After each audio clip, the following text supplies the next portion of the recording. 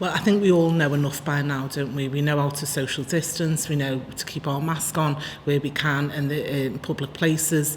We know that we can get the booster jab, it's available. The government has announced that vaccination centres will make vaccines available for us to make sure that every adult is vaccinated before the end of December. So I think we all know the measures that we can take to just protect ourselves and others. And even if we don't feel necessarily worried, other people are very worried and concerned, and I think we can do what's best to help them. I think, the advice is not to go and see anyone who's vulnerable if you're concerned, and, we all know to take our lateral flow test and do those sorts of things. I've certainly cancelled some of the events I've got in the next couple of weeks because whilst it will be a good thing, it's not exactly necessary. I think, we've experienced over the summer and autumn some of them freedoms, and so it's not quite the same situation as it was the previous year, but actually, doing what you can to help everyone. I think people have enough information to make good choices. So the guidance from national government is clear, and I think in terms of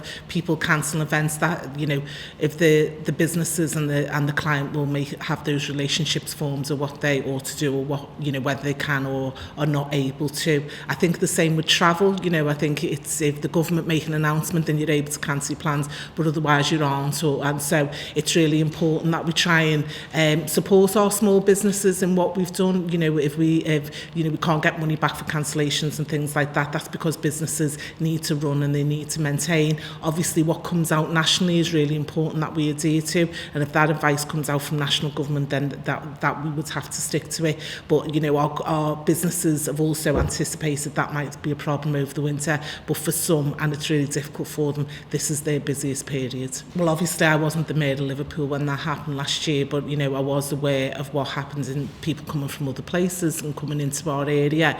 I think we've all got the information, we've all learned lessons from the past.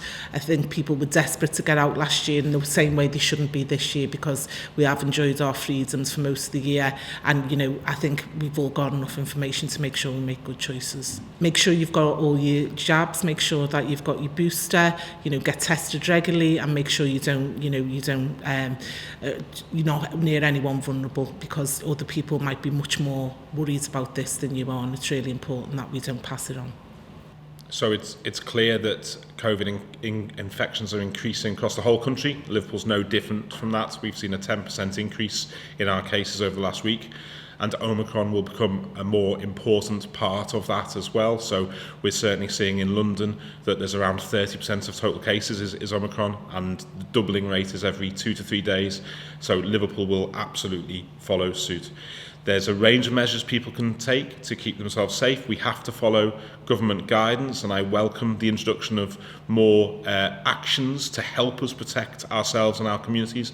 Vaccination is key to this, so the more people we get vaccinated and get the booster dose, the better. The booster dose is evidence-based and will show a 70% reduction in the risk of symptomatic infection. So boosters are good.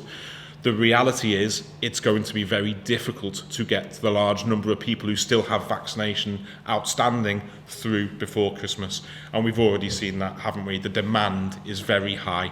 So therefore, alongside that very strong vaccine push, we have to do other things to keep ourselves, our friends, our families, and our loved ones safe. Things like use of face coverings wherever possible, not just where mandated, but where possible, wherever we're in close contact with other people.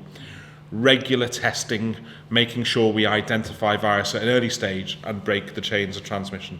And good infection control, good hand washing, good ventilation and airflow, all of which will reduce the risk of the virus spreading. But the reality is infection levels are high, and it looks like they're going to only go in one direction. The big difference between this year and last year is vaccination. So actually our rate right now is over 4 times the rate it was this time last year, but we have a lot more people vaccinated, which means serious harm is reduced, and we can see that with the pressure in our hospitals. So there are around 100 people in our Liverpool hospitals at the moment, but at its peak we had around 700 people in. So that the risk of serious harm is reduced. However, with Omicron, it just makes it more and more important that everybody gets the booster dose. And then, yes, we will be in a better position the more people are vaccinated, the more people have their booster dose. This is worrying because the number of cases is increasing quickly. We have a national government guidance and we should follow the guidance, but I would also ask that people undertake those personal risk assessments, think about the risk they're putting themselves, their friends, their families, their loved ones in, and take the appropriate action. So just because you can do something doesn't mean you always should. And I'm particularly concerned about our most vulnerable residents. So whether that's in care homes, or our elderly relatives, or people with chronic health conditions. And I think we just need to be extra cautious when we're mixing with friends, families, loved ones who are more vulnerable, so that we don't harm them.